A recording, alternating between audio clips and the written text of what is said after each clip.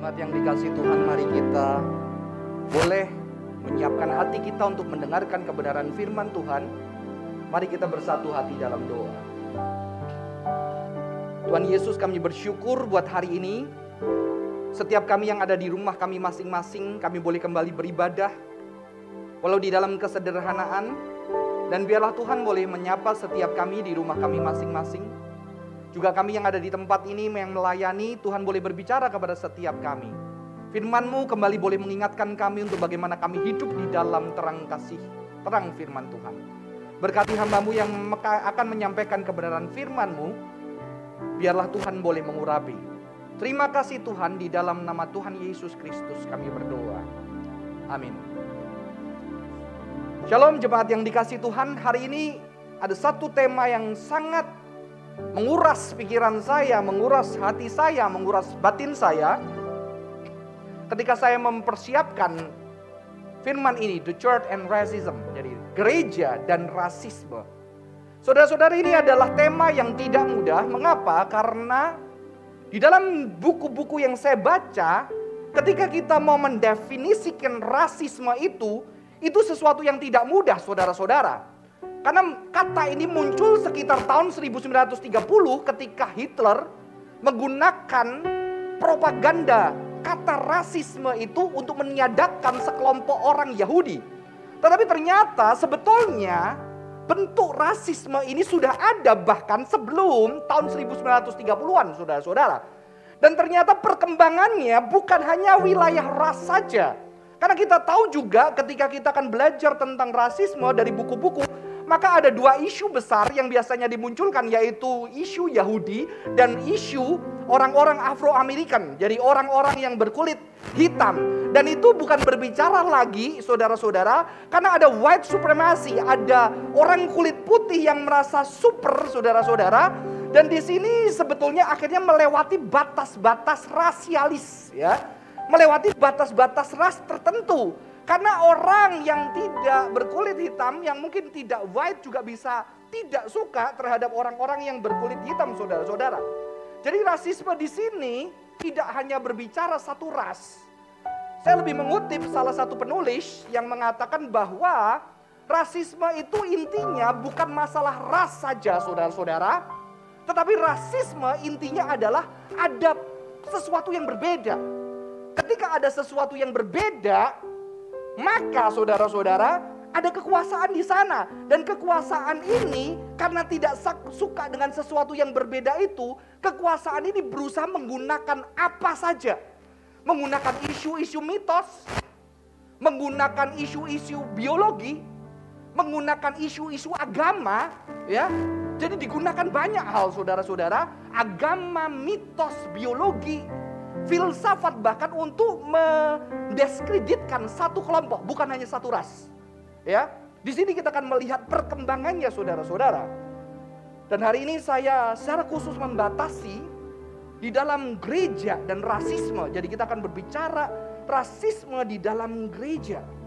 Dan kalau kita tahu rasisme itu selalu berusaha membuktikan satu kelompok itu lebih superior dan satu kelompok yang tidak disukai itu lebih inferior, dan kualitas yang inferior itu permanen dan tidak bisa dirubah, ya. Jadi rasisme berusaha melihat kelompok lain, tidak hanya berbicara ras, kelompok lain, golongan lain yang dilihat lebih inferior, lebih rendah, dan itu tidak bisa dirubah, itu permanen. Dan di sini kita melihat ada perbedaan, ada kekuasaan.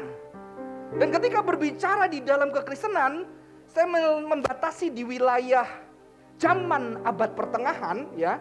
Kita sedikit melihat sejarah, saudara-saudara, walaupun tidak secara dalam, kita lihat secara survei di abad pertengahan sebetulnya sudah ada perbudakan terhadap orang Yahudi, ya.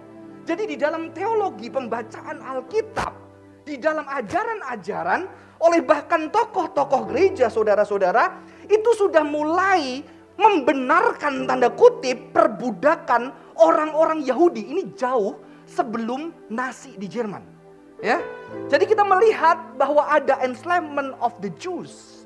Dan kita melihat di sini ada seorang penulis Agustin, seorang bapak gereja yang cukup terkenal, dia mengatakan apa? Dia melihat Esau itu, saudara-saudara, melayani yang muda. Ya, yang muda itu dikaitkan dengan kekristenan. Maka, the older people of the Jews should serve, atau layak harusnya menjadi budak dari orang-orang Kristen. Jadi ternyata di dalam pembacaan teologi juga terhadap ayat Alkitab, ini juga terjadi fakta-fakta digunakan untuk menyatakan bahwa ada budak, dan secara khusus di abad pertengahan orang Yahudi yang harusnya memang menjadi budaknya orang-orang Kristen, saudara-saudara. Dan ketika membaca bagian-bagian nanti selanjutnya, saya sangat sedih. Mengapa? Karena jauh sebelum Hitler, ternyata di zaman pertengahan yang mana gereja berkuasa, ada tulisan-tulisan yang sebetulnya membenarkan, dalam tanda kutip, mendukung saudara-saudara perbudakan secara khusus orang Yahudi. Karena apa? Karena kalau kita membaca buku-buku tentang rasisme, kita akan melihat banyak orang Yahudi, isu Yahudi dikaitkan dengan rasisme, dan isu orang kulit hitam dengan rasisme, saudara-saudara. Ada 5 poin di sini. Saya mungkin bisa minta tuker handphone karena tuker mikrofonnya karena ini cukup berbunyi terus. Saya minta ya. Kita akan melihat di sini, saudara-saudara, ada 4 hal yang mana berbicara tentang perbudakan orang-orang Yahudi yang di dalam tulisan orang-orang Kristen di abad pertengahan, bahkan sebelumnya, itu seolah-olah didukung, saudara-saudara. Salah satunya adalah the mark of Cain. Jadi orang Yahudi itu dikaitkan, identikan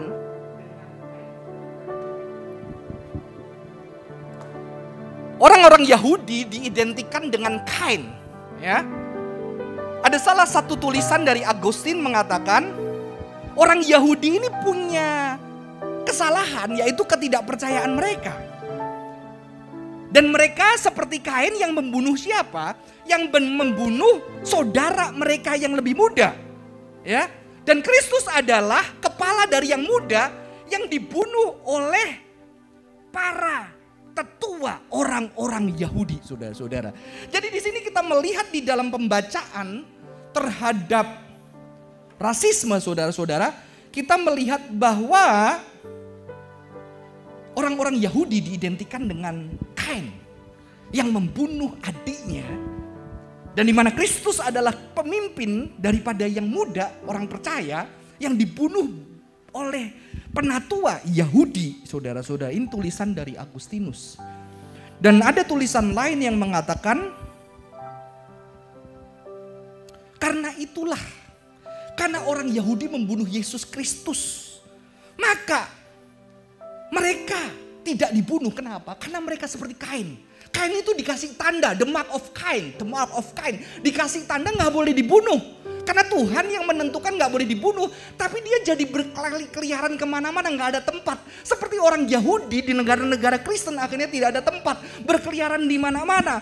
Mereka harus menjadi orang yang pengelana. Tidak boleh ada tempat. Karena itu adalah satu hukuman dari Tuhan, saudara-saudara.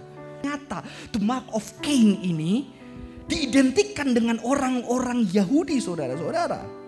Bahkan ada sesuatu tulisan yang lain mengatakan mereka layak, deserve yoke of servitude. Jadi mereka layak diperbudak, mengenakan kuk perbudakan oleh Clement dari 4, saudara-saudara. Dan gilanya ada tulisan yang mengatakan bahwa setelah kematian Kristus, semua orang Yahudi, pria seperti juga wanita, itu menderita menstruasi. Ya, karena ada the mark of Cain, mereka sebagai orang berdosa. Karena orang-orang Yahudi mengatakan bahwa biarlah darahnya Kristus itu kami menanggungnya dan keturunan-keturunan kami menanggungnya. Maka akhirnya mereka menjadi orang yang lemah seperti wanita dan mereka terus pendarahan setiap bulannya. Saudara, ini tulisan-tulisan yang beredar di kekristenan. Orang Yahudi dikaitkan dengan Cain. Yang apa? Yang akhirnya dikasih tanda sama Tuhan, dia berkeliaran gak ada tempat. Dan karena dia mengatakan bahwa biarlah kami yang menanggung darah Kristus, keturunan mereka sampai hari ini sejak Yesus mati terus mengeluarkan darah menstruasi, saudara-saudara. Ini terjadi di kalangan kekristenan, saudara-saudara. Dan sesuatu yang ada. Beberapa berusaha menjelaskan, keluar darahnya Yahudi itu karena mereka itu malas. Kalau malas menurut kedokteran pada masa itu akan muncul melankoli. Ketika melankoli itu bisa menyebabkan pendarahan karena darahnya nggak stabil, saudara-saudara. Itu mencoba menjelaskan ilmiah daripada isu yang mengatakan orang Yahudi mengeluarkan darah tadi, saudara-saudara. Dan juga dikatakan juga menurut ilmu kedokteran mungkin pada masa itu mereka juga dianalisa mereka karena fear and anxiety, karena hidupnya susah, ketakutan, maka juga mereka muncul melankoli sehingga ada pendarahan. Tetapi sebetulnya yang dipercaya banyak orang pada masa itu, mereka adalah orang-orang yang dihukum Tuhan. Karena mereka menyalibkan Yesus Kristus, saudara-saudara. Jadi terjadi rasisme di dalam teks-teks. Di dalam teks-teks yang tersebar juga di gereja-gereja. The mark of Cain, saudara-saudara. Ya.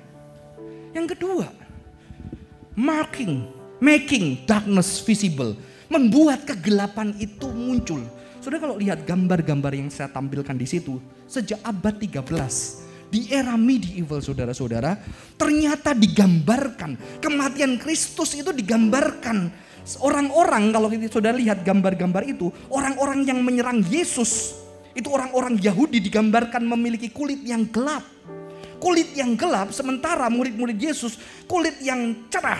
Tapi kalau di situ ada Yudas cerah tetapi digambarkan wanita yang cantik. Karena apa? Karena dia punya tipuan muslihat di sana, saudara-saudara. Bahkan pemimpin-pemimpin yang menghakimi Yesus masih digambarkan putih walaupun rambutnya gelap. Tetapi orang Yahudi pada umumnya digambarkan orang yang berkulit hitam. Karena kulit hitam di abad pertengahan dilambangkan sebagai satu kematian, neraka dan penghukuman, saudara-saudara. Bahkan Pilatus masih digambarkan wajahnya cerah, saudara-saudara. Ini terjadi. Memang sebetulnya ini ditujukan kepada Yahudi. Nanti saudara-saudara melihat ketika belajar perkembangannya, akhirnya orang-orang yang berkulit hitam itu dianggap sebagai sesuatu yang lebih negatif. Ini terjadi di dalam sejarah gereja, saudara-saudara. Memang tidak ditujukan kepada orang-orang Afrika. Tetapi akhirnya nanti hitam yang diidentikan dengan satu keburukan, kematian, kejahatan, itu juga nanti ditargetkan kepada orang-orang kulit hitam, saudara-saudara. Yang ketiga, Jewish ham. Jadi ini bukan ham makanan, saudara-saudara ya. Ternyata Jewish ham ini berbicara apa? Jewish ham itu berbicara tentang Yahudi diidentikan dengan keturunan Ham. Ya, ada tafsiran. Salah satu tokoh Isidore, saya hanya mengutip 1-2, tapi ternyata sebetulnya tidak cuma 1-2 tokoh-tokoh yang mengajarkan dalam tanda kutip membaca teks-teks Alkitab secara rasis, saudara-saudara. Isidore mengatakan apa? Orang Yahudi itu kayak Ham. Kenapa? Karena Ham itu adalah anaknya Nuh. Saudara tahu kisah Nuh? Ketika Nuh minum anggur dan tidur telanjang, Ham itu menertawakan menceritakan ketelanjangan ayahnya. Sementara Sam Yafet menutupi. Maka sejak itu Ham dikutuk. Ham dikatakan akan menjadi budak buat saudaranya. Maka waktu itu untuk membenarkan perbudakan dan mendiskreditkan Yahudi, Isidore seorang tokoh Kristen juga mengatakan apa? Itu seperti Ham, orang Yahudi. Karena apa? Dia melihat ketelanjangan Yesus dan menertawakan ketelanjangan Yesus. Maka memang dia layak dihukum. Dia harus menjadi budak dari orang-orang Kristen, saudara-saudara.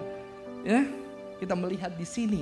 Dalam gereja ada pembacaan yang mendiskreditkan ras tertentu, dalam hal ini Yahudi, sejak abad pertengahan.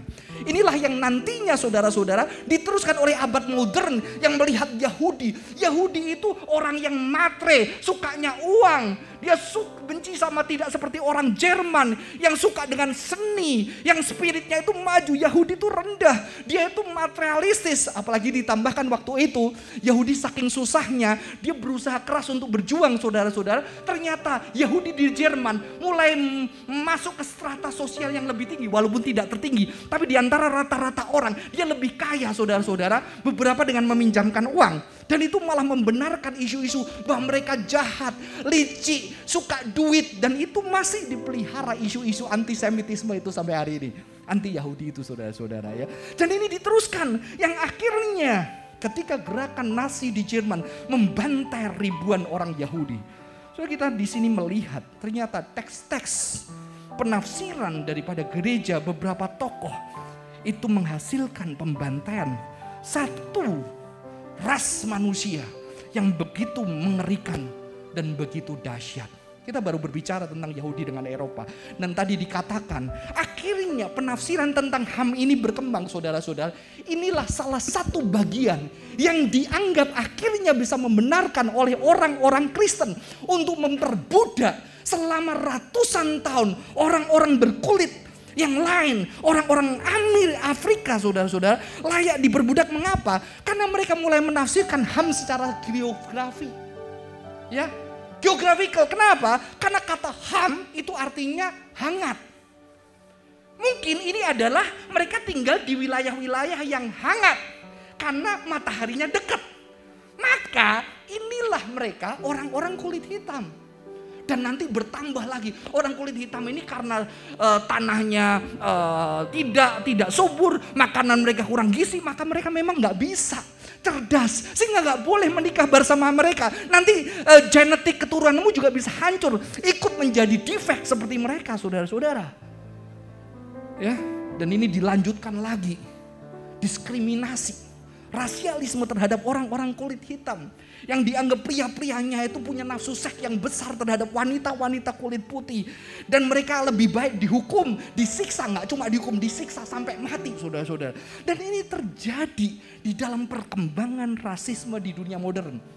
Di modern lebih ngeri, saudara-saudara. Nanti dibuktikan bahwa tengkorak orang kulit hitam itu lebih seperti kerak. Berbeda lagi dengan beauty, keindahan. Orang kulit putih yang lebih ke arah Yunani yang beauty. Tapi orang kulit hitam lebih seperti kerak. Dan itu ada di dalam propaganda film-film, saudara-saudara. Di dalam plakat-plakat gambar-gambar, saudara-saudara. Dan kita melihat sungguh menyedihkan. Saudara, ternyata ini juga terjadi. Kekristenan cukup dekat. Walaupun tetap ada orang-orang yang memperjuangkan. Dan kita melihat di dalam era gereja Calvinis, the Dutch Calvinis mengadakan Synod of Dort tahun 1618. Dan mereka melarang perbudakan orang-orang Kristen. Perbudakan orang-orang Kristen saja, saudara-saudara. Orang-orang Kristen. Karena mereka harus menikmati hak yang sama, kebebasan bersama dengan orang-orang Kristen yang lain. Ya, tapi ada kemajuan di sini. Tapi sayangnya ternyata di dalam koloni-koloni yang melakukan perbudakan oleh bangsa Belanda dan juga Inggris di abad 17, mereka tidak begitu menggerakkan misi penginjilan kepada orang-orang yang diperbudak. Mengapa? Karena mereka tidak mau suara harus diperlakukan yang sama orang-orang percaya. Tapi juga di dalam praktek mereka dijauhkan dari kebebasan. Saudara-saudara, di sini kita melihat rasisme itu menjadi sebuah satu kekuasaan, ada power. Ada orang yang dibedakan dan mengalami ketidakadilan. Tapi ada sistem yang besar yang menggunakan biologi, yang menggunakan mitos, yang menggunakan filsafat, yang menggunakan nanti etnologi, yang menggunakan segala macam, bukan cuma ras saja, segala hal digunakan untuk meniadakan satu orang yang berbeda, saudara-saudara. Dan kita melihat di dalam sejarah, kekristenan juga ada di sana. Dan ketika saya membaca beberapa hari buku-buku, saya menjadi sedih. Karena saya juga bertanya, kalau saya ada di dalam satu sistem negara, satu sistem ajaran seperti itu, apakah saya bisa sama? Tidak mudah. Ya. Tapi bagaimana Alkitab Karena beberapa kali juga Alkitab dituduh saudara-saudara, seolah-olah membenarkan akhirnya antisemitisme terhadap orang Yahudi didukung ayat-ayat Alkitab Perjanjian Baru. Saya akan mengutip di sini Paulus. Ayat-ayat ini sering ditunjukkan untuk menunjukkan superioritas Kristen yang meniadakan orang-orang Yahudi. Paulus mengatakan, tetapi orang Yahudi sejati ialah yang tidak nampak keyahudiannya dan sunat ialah sunat dalam hati. Secara rohani bukan secara hurufiah. Maka pujian baginya bukan datang dari manusia, melainkan dari Allah. Jadi dianggap ayat-ayat seperti ini adalah mendiskreditkan Yahudi. Karena yang dipuji Allah hanyalah orang Kristen. Yang sunat hati bukan orang Yahudi. Dianggap Paulus sering dianggap dibaca sebagai orang-orang yang juga menginspirasi antisemitisme saudara-saudara. Banyak ayat yang bisa disalah baca. Dan di sini juga ayat Galatia 4 ayat 31 mengatakan, karena itu saudara-saudara, kita bukanlah anak-anak dari budak perempuan. Berbicara tentang Hagar yang didentikan kepada orang Yahudi, melainkan anak-anak perempuan yang merdeka. Jikalau kamu menyunatkan dirimu, Kristus sama sekali tidak ada gunanya bagimu. Jadi sunat Yahudi udah gak berlaku. Jadi di sini akhirnya saudara-saudara, banyak orang Kristen yang merasa dirinya superior karena salah membaca Paulus. Apakah Paulus memang mengajarkan antisemit?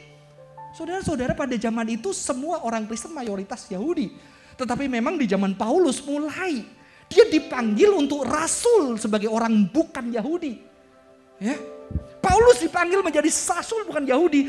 Ternyata saudara-saudara, memang di gereja pada masa itu sudah merasa lebih superior dibandingkan orang-orang Yahudi.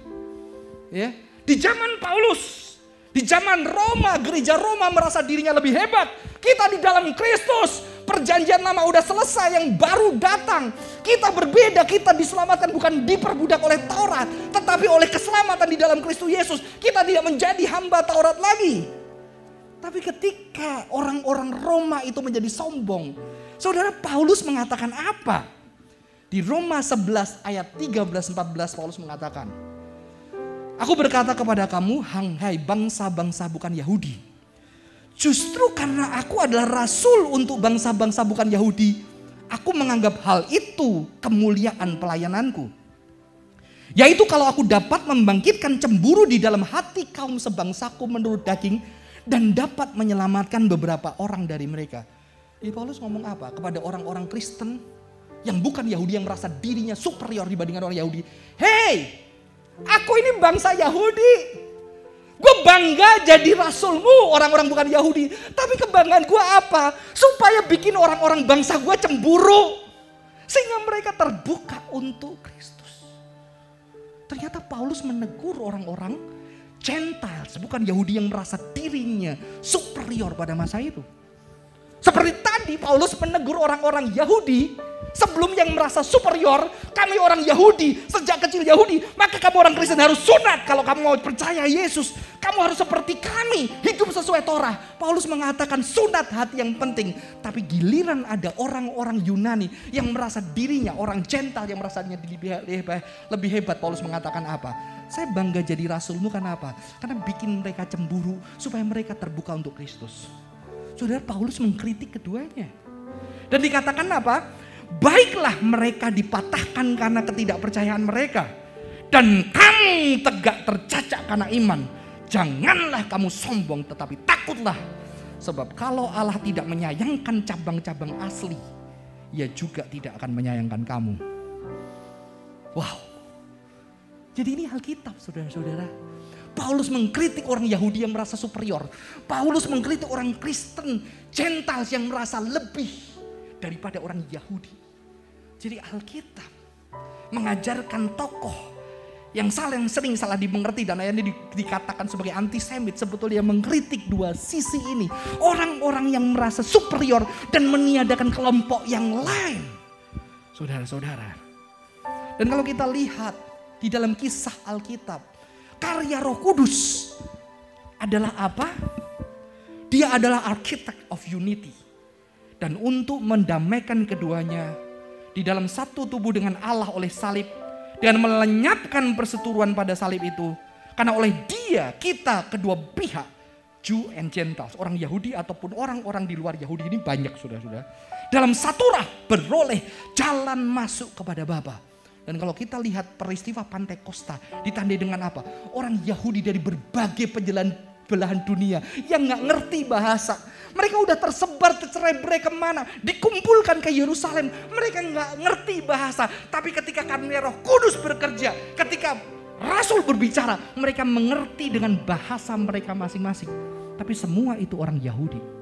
Lalu dilanjutkan apa? Dilanjutkan ternyata Petrus yang masa itu masih fokusnya sama orang Yahudi. Mendapatkan penglihatan. Dia disuruh makanan-makanan yang haram. Dan dia bilang, aku pun tidak pernah makan seperti ini. Tapi Yesus mengatakan apa yang ini adalah satu panggilan untuk apa? Melayani orang-orang yang bukan Yahudi, melayani Cornelius. Dan di situ pintu keselamatan Injil terbuka buat orang-orang yang di luar Yahudi, saudara-saudara. Jadi kekristenan mengajarkan semua ras, suku, bangsa, bahasa diundang masuk dan makan sehidangan bersama orang-orang percaya. Dan sebetulnya penggenapan akan Pentakosta ini adalah penggenapan dari kehancuran Babilonia, saudara-saudara. Kalau saudara tahu kisah Babel, penguasa Babel yang bernama Nimrod, ada ayat yang mengatakan Kejadian 10 ayat 8 sampai 10. Nimrod mula-mula orang yang berkuasa di bumi, pemburu yang gagah perkasa di hadapan Tuhan. Mula-mula kerajaannya terdiri dari Babel, Erek, dan Akad, semuanya di tanah Siniar. Jadi sebetulnya ada satu kerajaan pada masa itu yang sedang berkuasa, dan keturunan Kain yang berkuasa namanya Nimrod yang menguasai Babel. Dan dia mencoba menyatukan dunia, membangun satu menara yang untuk membuktikan kehebatan manusia. Saya suka Pendeta Yusuf menafsirkan bahwa di sini pasti banyak terjadi ketidakadilan. Karena ada kekuasaan, ada tirani, ada kekuasaan. Dan banyak orang-orang diperbudak demi satu persatuan. Maka Tuhan tidak suka melihat kehancuran ini. Maka Tuhan mencerahkan, menghancurkan, mengacaukan bahasa-bahasa. Sehingga seluruh orang tercerai-berai di muka bumi ini. Awalnya Tuhan mau manusia memenuhi bumi ini dengan kemuliaan Tuhan. Tetapi manusia mau bersatu. Menjadi sama, membangun menara yang besar untuk melawan Tuhan, dan Tuhan menghancurkan. Tetapi Babel ditebus dengan apa? Ketika Roh Kudus datang, dia mempersatukan orang dari suku, ras, bangsa, bahasa menjadi satu, diterima sebagai anak Allah. Bukan saling menguasai, bukan meniadakan yang lain, bukan merendahkan yang lain, saling mengasihi, saling melayani, saling mencuci kaki, saling makan bersama. Maka kosmopolitanisme menjadi satu tanda kekristenan. Ketika orang kaya, miskin, Yahudi, Yunani bisa makan dan duduk bersama-sama di meja Tuhan. Amin. Inilah panggilan kekristenan. Maka ketika saya melihat sejarah kekristenan yang ternyata ada jejak-jejak rasisme di sana. Ada penafsiran-penafsiran yang melukai golongan tertentu. Saya sedih, saudara-saudara. Tetapi saya juga tidak bisa mengatakan bahwa saya lebih baik. Karena kalau saya tinggal di era seperti itu, saya juga tidak tahu apakah saya masih bisa bersuara. Karena lingkungan yang begitu kuat, saudara-saudara. Dan kalau saudara-saudara lanjutkan sejarah rasisme, negara kita juga kena. Mengapa? Karena penjajahan terjadi dari negara-negara barat Kristen yang masuk di Indonesia. Yang mereka melihat negara-negara dunia ketiga adalah negara-negara yang biadab, negara-negara yang tidak berkembang, negara-negara yang harusnya umatnya masuk neraka, yang perlu penjajah untuk datang, untuk menyatakan kasih Tuhan, untuk membuat negara ini baik. Sehingga ketika saya membaca salah satu buku, kalangan bukan orang Kristen, dia mengutip ada seorang gubernur yang mengatakan, hendaklah negara Indonesia ini berterima kasih kepada Netherlands. Kenapa? Karena Netherlands itu adalah benevolent father yang ingin kasih Tuhan itu dinyatakan ke negeri jajahan. Tapi apa yang terjadi di negara kita, saudara-saudara? Apa yang terjadi di negara kita? Penjajahan, penindasan, pengerukan. Walaupun tetap ada misionari yang berhati baik, saudara-saudara. Ya, sehingga itu menimbulkan luka. Kekristenan identik dengan agama penjajah. Merasa diri lebih benar, lebih baik. Dan itu menyebabkan banyak luka. Belum lagi ini negara kita, saudara-saudara. Akhirnya ada rasisme juga karena politik kekuasaan. Kalau saudara tahu, dua baca buku ini berbicara tentang bagaimana ada rasisme pada ras-ras tertentu. Golongan Chinese yang selalu dikorbankan di dalam sejarah negara kita. Tapi ternyata itu tidak terjadi tiba-tiba saudara. Ketika penjajahan memang golongan-golongan itu dibedakan. Ada ras priai, ada pribumi yang paling bawah, ada pedagang di tengah-tengah. Dan ketika kekuasaan kacau, memang ras itu diadu saudara-saudara. Supaya saling membunuh, supaya ras itu ketika berkuasa, bertikai. Mereka tidak melawan kekuasaan, itu terjadi saudara-saudara. Ya, politik adu domba. Ada kelas sosial yang berbeda, ada kebencian, kemarahan. Ada orang yang dikorbankan setiap ada kekacauan, ada kerusuhan saudara-saudara. Dan ini terjadi secara nyata. Terkoneksi sejak abad pertengahan, penjajahan dunia barat ke negara dunia ketiga. Belum lagi kalau saudara tinggal atau mungkin lahir sebagai orang-orang berkulit hitam, sebagai Afro-American, bagaimana pedihnya luka mereka. Dan ternyata saya melihat gereja tidak bersih. Di dalam sejarah ada luka-luka yang juga ada tangan orang-orang percaya di sana. Saudara-saudara, pada hari ini rasisme tidak hanya dilihat sebagai ras.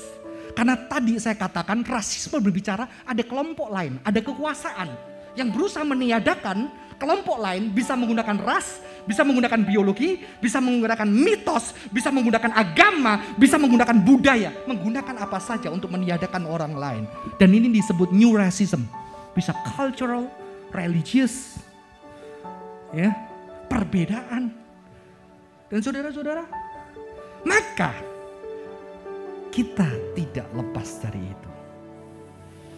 Apa yang saya ajak kita pelajari hari ini? Alert, hati-hati saudara-saudara. Karena ternyata kita lihat, saya percaya di dalam sejarah abad pertengahan, banyak orang-orang yang cinta Tuhan, betul? Banyak orang-orang Kristen.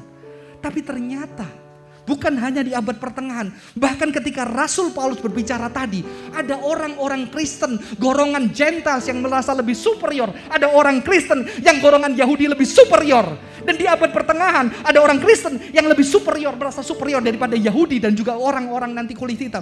Jadi ternyata hati-hati saudara-saudara.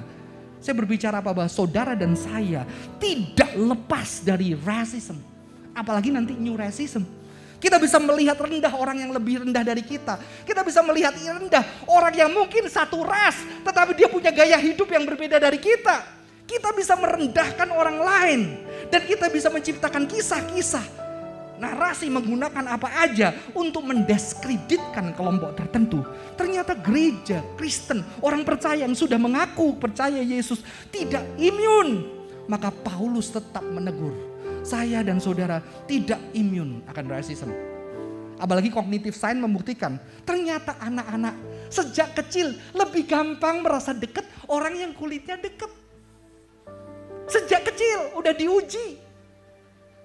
Saya sejak kecil tidak pernah mengajarkan anak saya untuk menjadi rasis. Karena Alkitab mengatakan semua ciptaan Tuhan. Ada lagunya kan?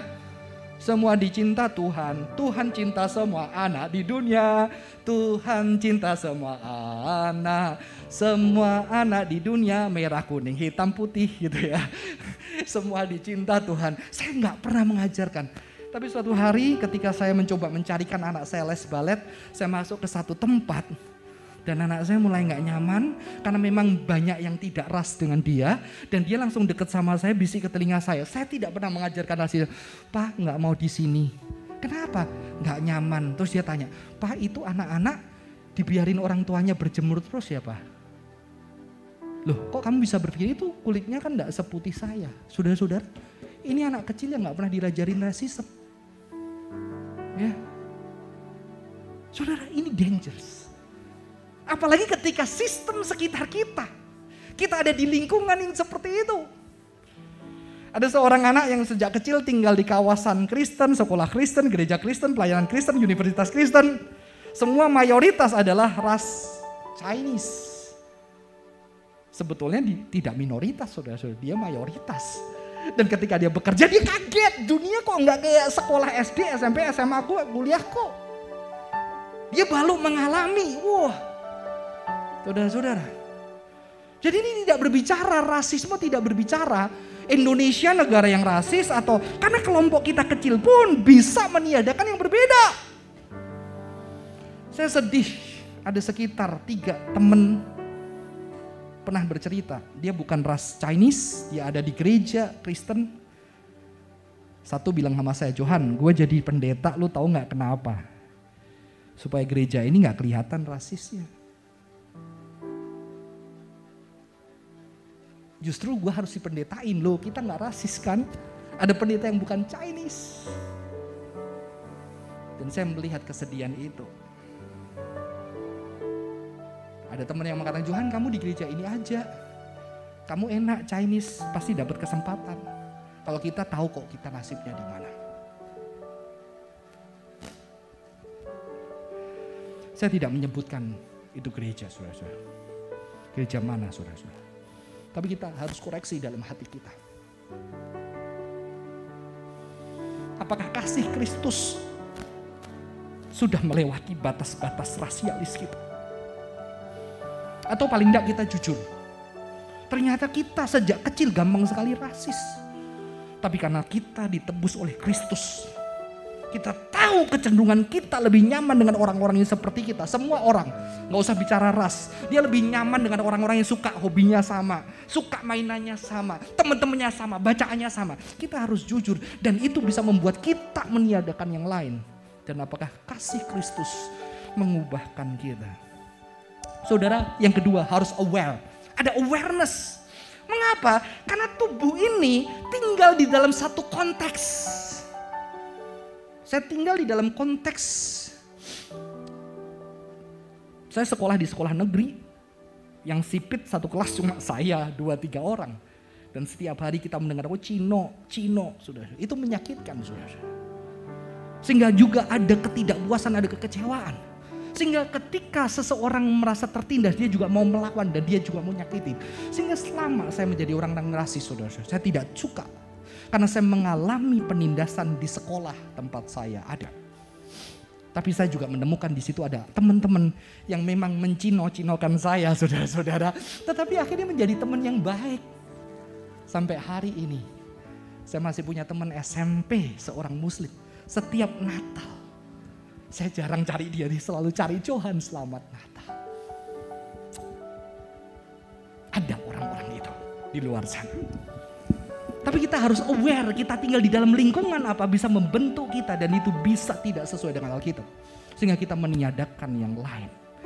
Karena apa? Realitas tubuh ini berpikir di mana konteks kita ada, saudara-saudara. Maka kita juga mungkin harus membawa tubuh kita berelasi dengan teman-teman kita yang berbeda, yang kerjaannya berbeda, yang dunianya berbeda, untuk duduk bareng, ngobrol sama mereka, mendengarkan jeritan dan pergulatan mereka. Dan kedua, ketiga, melalui open seperti Paulus. Paulus kurang rasis apa, saudara-saudara? Ya, dia mungkin udah new racism, dia lihat orang Kristen dianiaya, gantian dia jadi orang Kristen dianiaya. Terus dia lihat orang-orang Kristen ribut sendiri. Satu merasa hebat sebagai Yahudi, satu merasa hebat sebagai orang Kristen yang bukan Yahudi. Paulus tinggal di dalam konteks itu. Tapi Paulus terbuka berelasi dengan orang-orang yang Yahudi, orang-orang bukan Yahudi. Dan dia punya kisah dengan tubuhnya, sejarah bagaimana juga dia menjadi orang yang sangat rasis. Maka dia pernah membanggakan, kurang apa aku sebagai orang Yahudi? Guruku hebat. Mentaati Torah luar biasa, nggak ada yang kayak gua. Tapi karena Kristus, semua itu sampah. Karena kasih Kristus lebih besar dari segalanya. Amin. Kasih Kristus lebih besar dari segalanya. Dan biarlah Tuhan membuka kita hari ini dan menyentuh batin kita untuk kita terus boleh jujur, boleh berhati-hati, boleh sadar dan terbuka untuk setiap keberbedaan. Saya akan akhiri khotbah saya, inilah yang mengubahkan saya. Saya tidak bisa kuliah di tempat yang bagus. Saya kuliah di salah satu universitas yang bayarnya tidak mahal.